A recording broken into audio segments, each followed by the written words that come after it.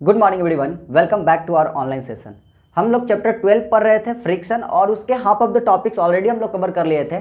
2-3 topic बचा हुआ था और क्या क्या बचा हुआ था यानी कि आज के वीडियो में हम लोग क्या क्या पढ़ने वाले एक बार नोट डाउन कर लेते हैं। पहला जो चीज़ पढ़ेंगे कि फ्रिक्शनल फोर्सेस किन किन चीज़ों पर डिपेंड करता है।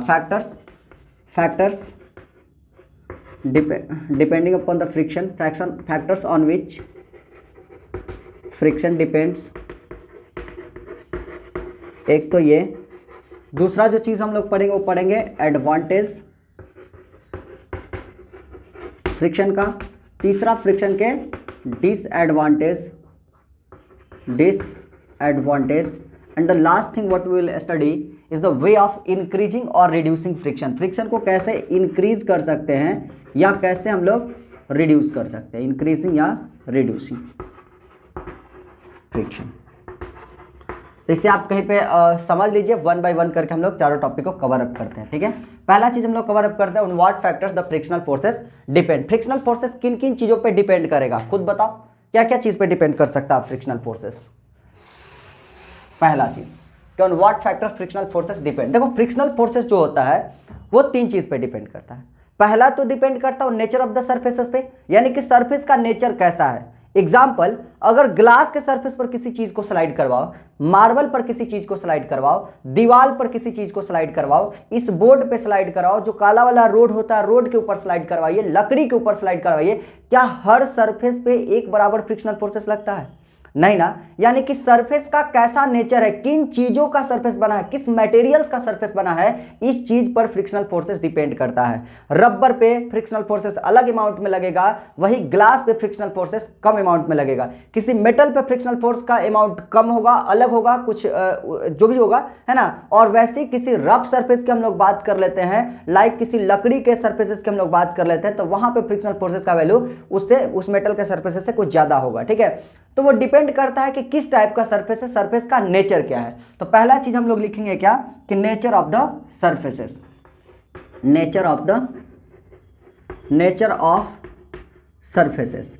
अच्छा, हर सरफेस का एक कुछ फिक्स्ड अमाउंट ऑफ फ्रिक्शन होता है, उसको हम लोग म्यू से डिनोट करते हैं और वो म्यू का वैल्यू तुम्हें दिया रहेगा। जब भी क्वेश्चन पूछेगा ना कि फ्रिक्शनल फोर्सेस निकालिए कि कितना हो रहा है, तो उस सरफेस का जो म्यू का वैल्यू होगा, यानी कि जो नेचर ऑफ द सरफेसेस होगा हर सरफेस का। जैसे मान लेते हैं कि अगर आयरन होगा तो आयरन का कुछ म्यू अलग होगा। ठीक है, अगर वुड होगा, लकड़ी होगा, तो लकड़ी का फ्रिक्शनल फोर्सेस का वैल्यू कुछ अलग होगा। वैसे ही अगर हम लोग बात कर लेते हैं मार्बल होगा तो मार्बल पे फ्रिक्शनल फोर्सेस का वैल्यू अलग होगा। तो हर चीज पर जो फ्रिक्शनल फोर्सेस लग सकता है, जो फ्रिक्शनल फोर्सेस का वैल्यू होता है, उस वैल्यू को हम लोग म्यू से डिनोट करते हैं। कैसे से डिनोट करते हैं? म्यू से डिनोट करते हैं। ठीक है, नेचर ऑफ द सर्फेसेस हम लोग लिखते हैं कि the frictional forces of a particular surface is denoted by mu. और जब भी क्वेश्चन दिया रहे तो उस म्यू का वैल्यू भी दिया रहेगा। द अमाउंट ऑफ फ्रिक्शन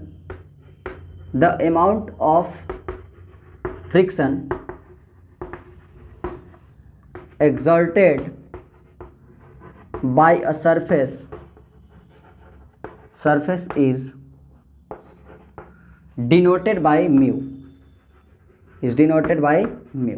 यानी कि म्यू पे डिनोट करता है। ये म्यू का वैल्यू जितना ज्यादा उतना ही ज्यादा फ्रिक्शनल फोर्सेस, म्यू का वैल्यू जितना कम उतना ही कम फ्रिक्शनल फोर्सेस। इसी चीज को हम लोग म्यू कहते हैं। म्यू का ऐसा ही सिंबल होता है दोनों तरफ से, जैसे यू लिख देंगे ऐसे हम लोग यू लिखते हैं ना, तो इसको इधर साइड में भी कर दो, ये हो जाएगा हमारा म्यू का सिंबल। ठीक है, तो इसको हम लोग म्यू पढ़ते हैं, MEU, म्यू।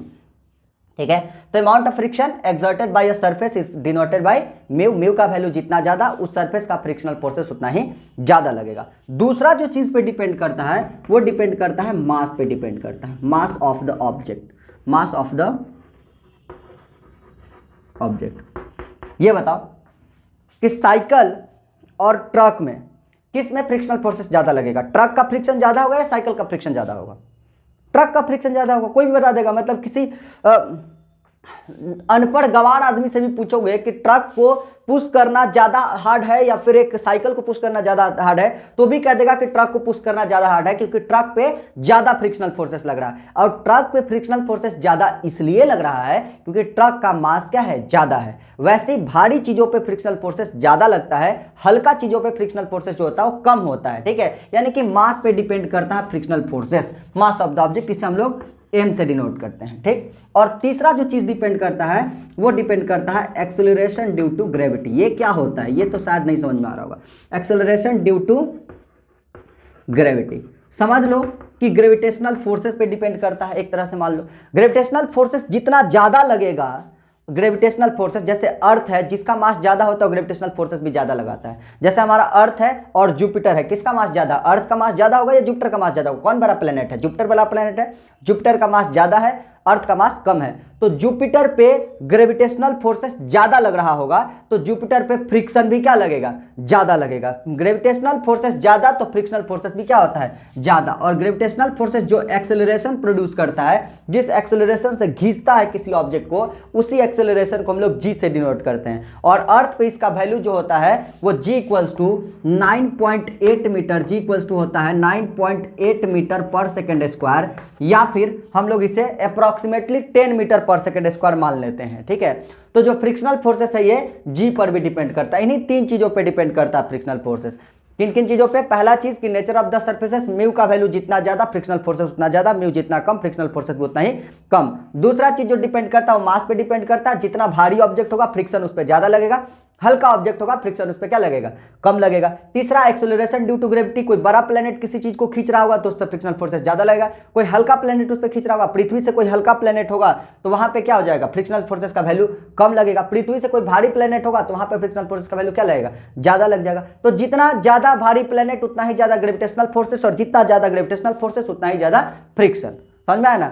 और यही जितना ग्रेविटेशनल फोर्सेस जब किसी ऑब्जेक्ट को ग्रेविटेशन खींच रहा होता है, यानी कि अर्थ किसी ऑब्जेक्ट को खींच रहा होता है, तो जो उसके ऊपर एक्सेलरेशन प्रोड्यूस होता है, जिस मतलब जैसे जैसे उसका स्पीड पर सेकंड, जैसे जैसे उसका स्पीड बढ़ता है, उसी को हम लोग जी से डिनोट करते हैं। और हमारा जो अर्थ में जी का वैल्यू है 9.8 मीटर पर सेकंड है। इसका मतलब क्या होता है 9.8 मीटर पर सेकंड का? जैसे कि अगर कोई ऑब्जेक्ट ऊपर से नीचे गिरेगा, पर सेकंड स्क्वायर का मतलब क्या होता है, जब कोई ऑब्जेक्ट ऊपर से नीचे गिरेगा तो पहला सेकंड में उसका जो स्पीड होगा, एक सेकंड में उसका स्पीड 9.8 मीटर यानी कि लगभग 10 मीटर हो जाएगा। दूसरा सेकंड उसका स्पीड 20 मीटर हो जाएगा। तीसरा सेकंड उसका स्पीड 30 मीटर पर सेकंड हो जाएगा। अब तुम सोच सकते हो, अगर तुम किसी आदमी को छत पर से नीचे फेंक दिए और उसको ऊपर से गिरने में नीचा 10 सेकंड का टाइम लग गया, यानी कि नीचे जब वो गिरेगा तो उसका स्पीड कितना होगा, 10 10 या 100 यानी कि 100 मीटर पर सेकंड से उसका स्पीड होगा। ठीक है, तुम किसी ऑब्जेक्ट को ऊपर से नीचे फेंक दे रहे हो, उसको गिरने में 5 सेकंड का समय लग रहा, तो कितना स्पीड से गिरेगा, 10 5 जा 50 यानी कि 50 मीटर पर सेकंड की स्पीड से गिरेगा। समझ रहे हो बात को? अगर तुम किसी आदमी को और ऊपर से फेंक दिया, उसको गिरने में जो समय लगा, मतलब एकदम नीचे से फेंक दिया, उसको गिरने में समय लगा 1 सेकंड, तो 1 सेकंड में कितना वेलोसिटी गेन करेगा, तो 10 मीटर पर सेकंड का वेलोसिटी गेन करेगा। ठीक है, 2 सेकंड में 20 मीटर, 3 सेकंड में 30 मीटर पर सेकंड, 4 सेकंड में 40 मीटर पर सेकंड। जैसे जैसे तुम स्पीड ऊंचा से फेंकते जाओगे, जैसे जैसे टाइम बढ़ते जाएगा उतना इंटू 10 कर दो, है ना? तो ये होता है हमारा जी। क्लियर है? चलो, इसके बाद हम लोग इसको तीनों को कंबाइन कर लेते हैं, और तीनों को कंबाइन करके हम लोग लिखेंगे कि जो फ्रिक्शनल फोर्सेस है वो फ्रिक्शनल फोर्सेस डिपेंड करता है F इक्वल्स टू क्या हो जाएगा, वो mu into F equals to mu into M into G. F equals to इसके बराबर होता है। अगर कोई क्वेश्चन दे तो उसमें हम लोग आराम से फ्रिक्शनल फोर्सेस का वैल्यू निकाल सकते हैं। F equals to mu M G, तीनों को मल्टीप्लाई कर तो निकल गया फ्रिक्शनल फोर्सेस का वैल्यू, है ना? जैसे ऊपर क्वेश्चन हम एक पहले ही लिख लिए थे, हमको पता था कि ये चीज़ हम पढ़ाएंगे, तो हम इससे रिलेटेड क्वेश्चन ऊपर हम लिख लिए थे। अब हम लोग क्वेश्चन को देख लेते हैं। क्वेश्चन में क्या कहता है कि अ बॉडी, क्वेश्चन कह रहा है कि a body of mass 35 kg, मास कितना है बताओ, 35 kg, is placed on the horizontal surface. एक हॉरिजॉन्टल सरफेस, ऐसा सरफेस है, इसके ऊपर एक ऑब्जेक्ट रखा हुआ है जिसका मास है 35 kg। ठीक है, कहता है कि जो सरफेस है इसका जो म्यू है वो इसका वैल्यू है 0. कॉफिशिएंट ऑफ फ्रिक्शन, इसी कॉफिशिएंट ऑफ फ्रिक्शन को म्यू कहते हैं हम लोग। ठीक है, तो कॉफिशिएंट ऑफ फ्रिक्शन जो है वो कितना है, 0.5 है। म्यू इक्वल्स टू कितना है, 0.5। क्लियर है? तो म्यू इक्वल्स टू 0.5 हो गया कॉफिशिएंट ऑफ फ्रिक्शन। और कहता है कि जी बराबर हमारा कितना है, 10 मीटर पर सेकंड स्क्वायर। तो फ्रिक्शनल फोर्सेस का वैल्यू निकालिए। हमें पता है क्या कि गिवन क्या क्या दिया हुआ, हम लोग लिख लेते हैं। Given M equals to 35 kg, है ना, म्यू इक्वल्स टू 0.5 और g equals to 10 meter per second square. Clear है? अब यहाँ पे हम लोग को निकालना, देयरफॉर एफ इक्वल्स टू क्या होता है, म्यू एम इंटू जी, म्यू इंटू एम इंटू जी हो जाएगा। तो म्यू कितना है हमारा, देखो तो ये 0.5 इंटू 35 इंटू जी कितना 10। इसको मल्टीप्लाई कर दो, मल्टीप्लाई करोगे तो क्या आ जाएगा वैल्यू हमारा, देखो तो मल्टीप्लाई कर दोगे तो हमारा वैल्यू क्या आ जाएगा। देखिए ये ये इसको हम लोग मल्टीप्लाई करेंगे तो 5 हो जाएगा, 5 इन ये 10 और 5 को मल्टीप्लाई करेंगे, 0.5 और 5 को और 10 को मल्टीप्लाई करेंगे तो 5 हो जाएगा, 5 इंटू 35 और हो जाएगा ये कितना 5 5 जा ये 25 का 5 बचा 2, 5 3 जा 15 और 2 75, तो 175 न्यूटन तुम्हारा क्या हो जाएगा फ्रिक्शनल फोर्सेस का वैल्यू हो जाएगा आंसर। समझ आया? तो फ्रिक्शनल फोर्सेस जब भी दिया रहेगा तो उसमें ये तीनों चीज दिया रहेगा। जब भी फ्रिक्शनल फोर्सेस निकालने के लिए क्वेश्चन देगा तो जब भी तीनों चीज दिया रहेगा, लिखा रहेगा कोफिशिएंट, और कोफिशिएंट का मतलब समझ जाना कि वो म्यू का बात कर रहा है। किसका बात कर रहा है? म्यू का बात कर रहा है। चलो इसको उतार लीजिए, हम इसको मिटाते हैं और वीडियो पॉज करके इसको उतार लो। आगे हम लोग पढ़ते हैं एडवांटेजेस और डिसएडवांटेजेस ऑफ फ्रिक्शन।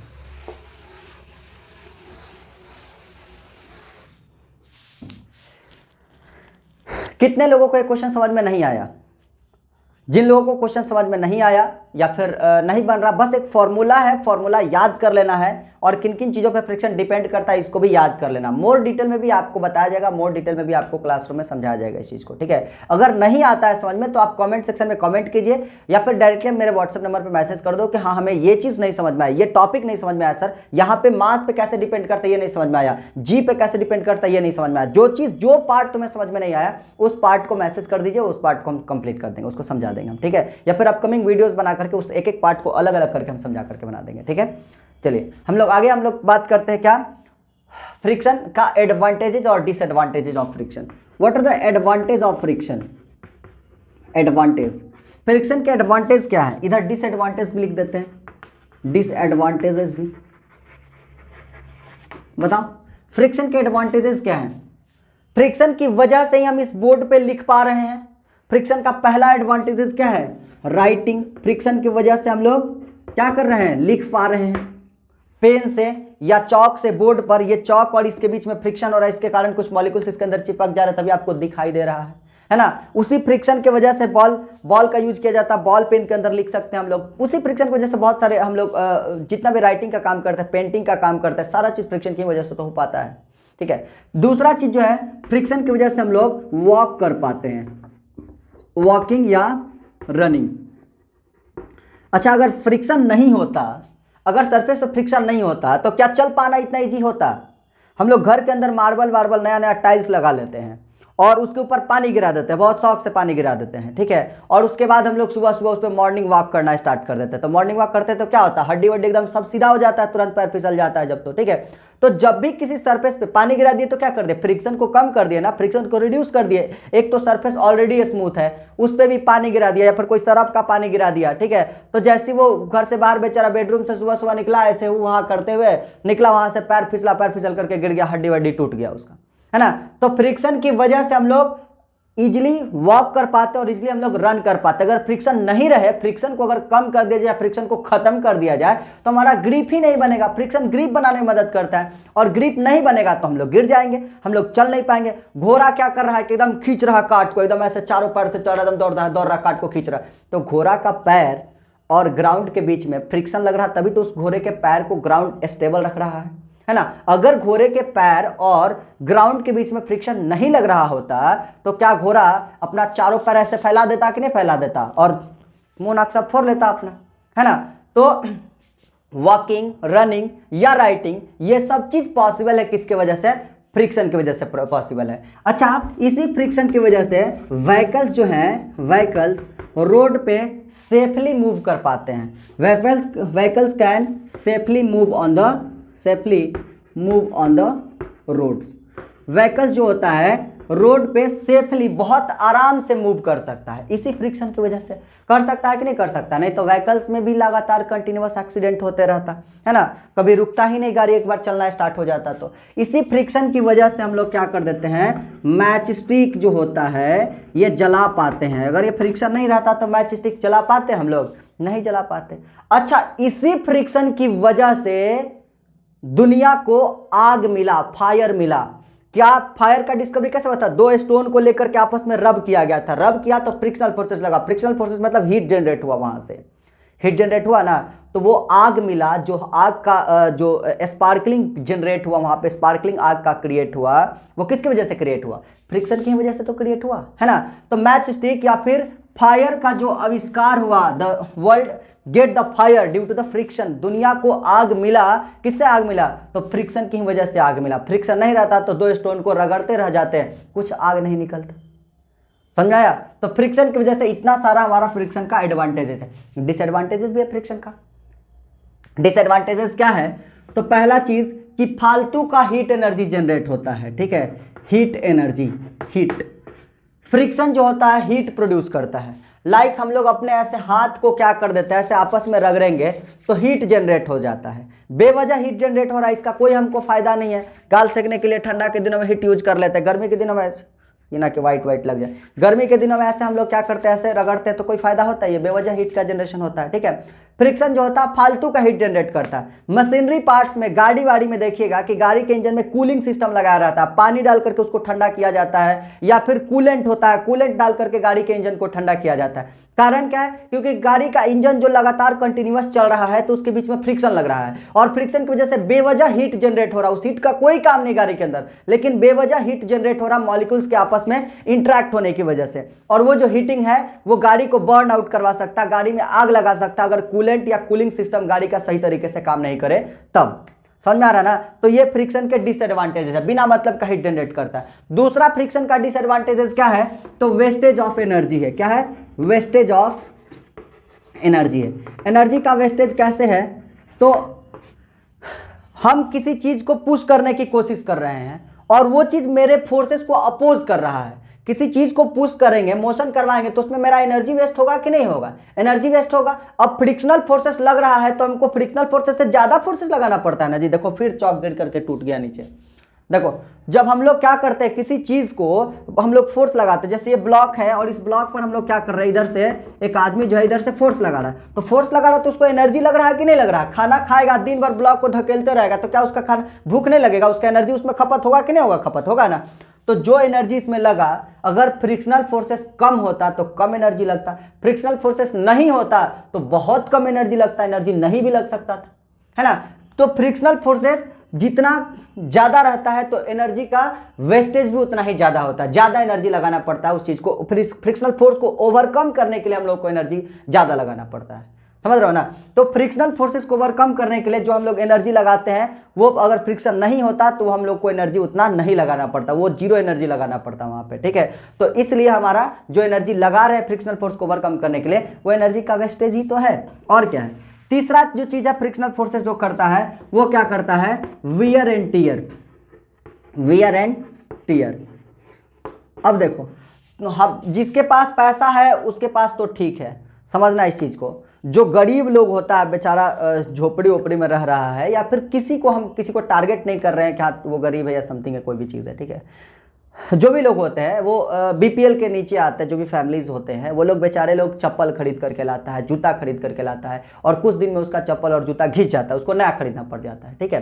तो वियर एंड टियर हुआ पार्ट्स का, ठीक है। वैसे हम लोग क्या कर देते हैं कि किसी चाकू यूज करते हैं तो चाकू काफी समय यूज करने के बाद चाकू क्या हो जाता है? घिस जाता है, और घिस करके टूट जाता है, टूट जाता है ना। ऐसे बहुत सारे मशीनरी पार्ट्स है जो मशीनरी पार्ट्स कंटिन्यूअस वर्क करने के साथ साथ क्या हो जाता है? घिस जाता है, घिस करके टूट जाता है। साइकिल होता है, साइकिल का टायर बेचारा चला रहा है, साइकिल चला रहा आदमी, और टायर और रोड के बीच में फ्रिक्शन लगते टायर घिस जाता है, टायर घिस करके टायर फट जाता है, ठीक है। तो ये सब चीज जो वियर एंड टियर हो रहा है किसकी वजह से हो रहा है? फ्रिक्शन की ही तो वजह से हो रहा है। कोई चीज टूट जा रहा है, घिस जा रहा है, ये किसकी वजह से हो जा रहा है? फ्रिक्शन की वजह से तो हो जा रहा है ना। तो फ्रिक्शन की वजह से जो wear and tear of the appliances होता है, wear and tear of the parts of the machines जो होता है, ये सब चीज फ्रिक्शन की वजह से क्रिएट होता है। और ये भी चीज एक तरह से फ्रिक्शन का डिसएडवांटेजेस ही है, क्योंकि कोई नहीं चाहता है कि हमारा जो जूता हो, जूता का सोल तुरंत घिस जाए। कोई नहीं चाहता है कि जो चप्पल खरीद करके लाए हैं वो चप्पल हमारा 1 महीना के अंदर घिस जाए। ये कोई नहीं चाहता है कि कोई मशीन खरीद करके हम लेकर के आते हैं और उस मशीन का पार्ट जो हो वो आपस में घिस करके टूट जाए और हमको वहां पे नया पार्ट्स लगाना पड़े। कोई चाहता है? कोई नहीं चाहता। तो ये भी फ्रिक्शन का क्या है?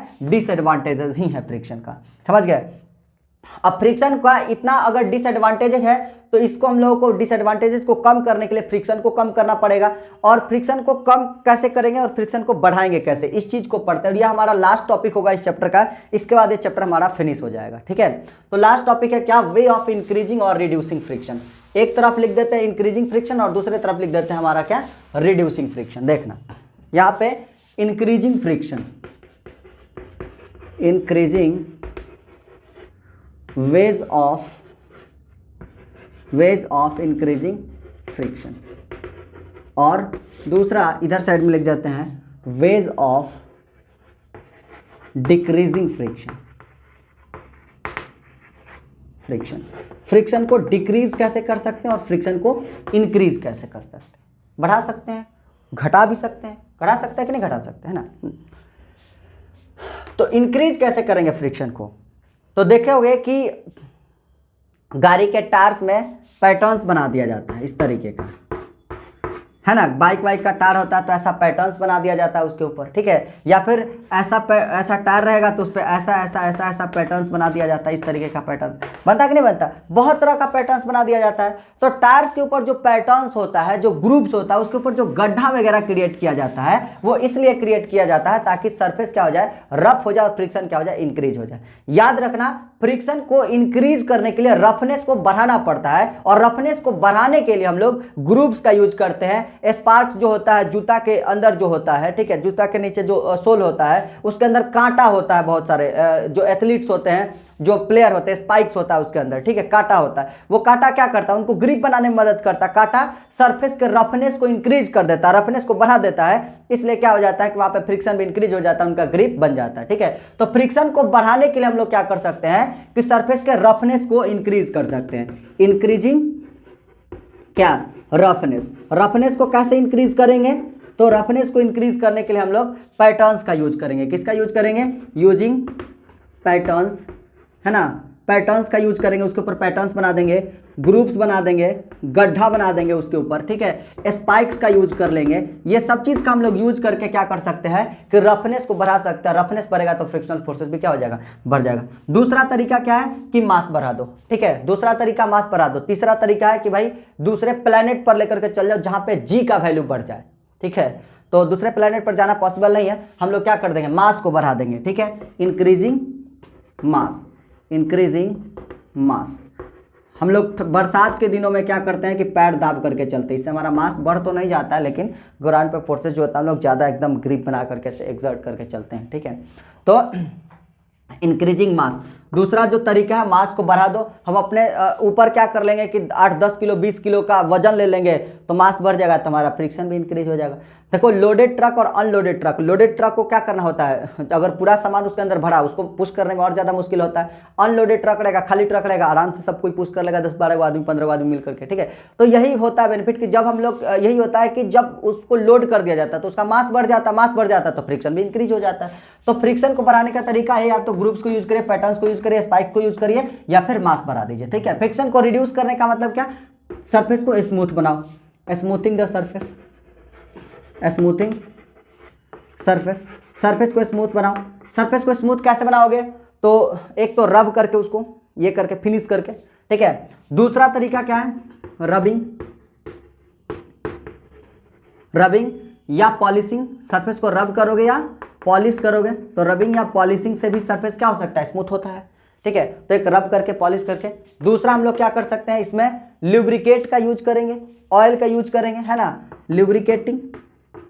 ल्यूब्रिकेटिंग से सरफेस का स्मूथनेस कैसे बढ़ता है, तो मान लेते हैं कि ऐसा ऐसा सरफेस है, रफ सरफेस है, इसके ऊपर ऑयल डाल देंगे तो ये इसके ऊपर जो गड्ढा होता है सारे गड्ढा में ऑयल भर जाता है और ग्रीस भर जाता है, ठीक है। यहाँ तक इसके ऊपर तक के ग्रीस का लेयर बन जाता है। जब कोई भी दूसरा सरफेस इसके ऊपर हम लोग ला करके ऐसे रखेंगे, कोई भी दूसरा सरफेस, तो पहले तो ये उसके ग्रीस से ही कॉन्टेक्ट में आएगा ना, डायरेक्ट तो सरफेस में कॉन्टेक्ट में नहीं आएगा। और ये खाली जो जगह, ये जो पहले नीचे खाली था उसके अंदर ग्रीस भर चुका है, तो ग्रीस भर चुका है तो सरफेस के स्मूथनेस को तो और बढ़ा दिया ना। जो गड्ढा है गड्ढा को भर दिया, तो गड्ढा भर दिया तो सरफेस क्या हो गया, बराबर हो गया, इवन सरफेस हो गया। अब उसके ऊपर इसको क्या करना होगा, मोशन करना आसान हो जाएगा, ठीक है।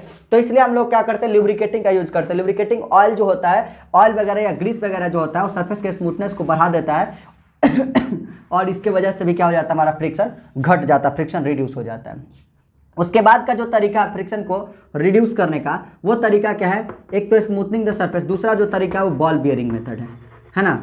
बॉल बियरिंग मेथड क्या होता है, ball bearing method, ball bearing method में हम लोग क्या कर देते हैं, बेसिकली स्लाइडिंग फ्रिक्शन को रोलिंग फ्रिक्शन में कन्वर्ट कर देते हैं। स्लाइडिंग फ्रिक्शन को क्या कर देते हैं, रोलिंग फ्रिक्शन में कन्वर्ट कर देते हैं। लेट अगर ये मान लेते हैं कि ये एक सरफेस है और ये नीचे एक ग्राउंड है, ठीक है, इसके ऊपर इसको स्लाइड करना है, ठीक है। स्लाइड करना है तो जबरदस्ती खींचेंगे तो हमारे लिए ज्यादा मुश्किल होगा। लेकिन अगर इसी के बीच में यहाँ पे अगर कुछ गोल गोल चक्का लगा दे, है ना, या फिर कुछ भी चीज ऐसा गोल गोल रख दे और अब इसको हम लोग स्लाइड करें तो कौन ज्यादा आसान होगा? ये वाला स्लाइड करना ज्यादा आसान होगा या फिर बताओ ऐसे स्लाइड करना ज्यादा आसान होगा? कौन? ये ए है और ये बी है, कौन स्लाइड करना ज्यादा आसान होगा? ए को स्लाइड करना ज्यादा आसान होगा या बी को स्लाइड करना ज्यादा आसान होगा? निश्चित है कि ए को स्लाइड करना ज्यादा आसान होगा, क्योंकि यहाँ पे क्या है, चक्का का यूज किया गया है और चक्का में रोलिंग फ्रिक्शन लगा है, रोलिंग फ्रिक्शन कम लगता है और स्लाइडिंग फ्रिक्शन क्या होता है, ज्यादा लगता है, इसलिए बी को खींचना मुश्किल होगा, ए को खींचना या धकेलना आसान होगा, है ना। तो बॉल बियरिंग मेथड में बेसिकली यही काम करते हैं। यही काम क्या करते हैं? तो जैसे ये एक सरफेसेस है, ये एक गोल सा सरफेस है, ठीक है, इसके ऊपर एक और ऐसा मान लेते हैं कि बियरिंग्स लगा हुआ है, ठीक है। अब ये क्या करेगा, इसके ऊपर स्लाइडिंग फ्रिक्शन लग रहा है, अगर डायरेक्ट घूमेगा तो स्लाइडिंग फ्रिक्शन लगेगा, लेकिन अब इसके ऊपर हम लोग अगर इसके बीच में एक बॉल्स लगा देंगे तो बॉल क्या कर देता है, बेसिकली फ्रिक्शन को रिड्यूस कर देता है। तो दो सरफेस के बीच में हम लोग क्या कर देते हैं, बॉल रख देते हैं, इससे क्या हो जाता है, फ्रिक्शन रिड्यूस हो जाता है, बेसिकली कन्वर्ट हो जाता है स्लाइडिंग फ्रिक्शन रोलिंग फ्रिक्शन में, और रोलिंग फ्रिक्शन स्लाइडिंग फ्रिक्शन से बहुत ही कम होता है, जिसकी वजह से फ्रिक्शन का वैल्यू बहुत ही घट जाता है। बाकी हम एक पीडीएफ शेयर कर देंगे जिसमें आपको बताया जाएगा, उस पीडीएफ में दिया गया होगा कि बॉल बेयरिंग आप कैसे यूज कर सकते हो, दो ढक्कन का यूज करके या दो सेलो टेप का यूज करके कैसे आप बॉल बेयरिंग यूज कर सकते हो। वो नीचे डिस्क्रिप्शन से पीडीएफ डाउनलोड कर लीजिएगा, और आपका होमवर्क में रहा कि एक बॉल बेयरिंग अपना खुद से घर से बना करके रखना है, ठीक है। मेक अ बॉल बेयरिंग नहीं, make a spinner of yourself, खुद का एक स्पिनर बनाना है, ठीक है। मेक अ स्पिनर, ये रहा हमारा होमवर्क, आज का homework SW make a spinner, एक स्पिनर बनाइए खुद से। नहीं आता है तो आप हमसे सवाल पूछ सकते हैं, नहीं आता है तो आप कमेंट कर सकते हैं, और अभी तक चैनल को सब्सक्राइब नहीं किया हो तो चैनल को सब्सक्राइब कर लो। रेगुलर वीडियोस क्लास 8, 9, 10th और आगे भी जब आप चाहिएगा 11th, 12th, तो आपके समय तक 11th और 12th की भी वीडियोस काफ़ी सारा अवेलेबल यहाँ पे होगा। तो अगर अभी तक चैनल को सब्सक्राइब नहीं किया हो तो सब्सक्राइब कर लीजिए, वीडियोस को लाइक कर दीजिए एंड शेयर कर दीजिए दोस्तों के साथ। तब तक के लिए जय हिंद, बाय।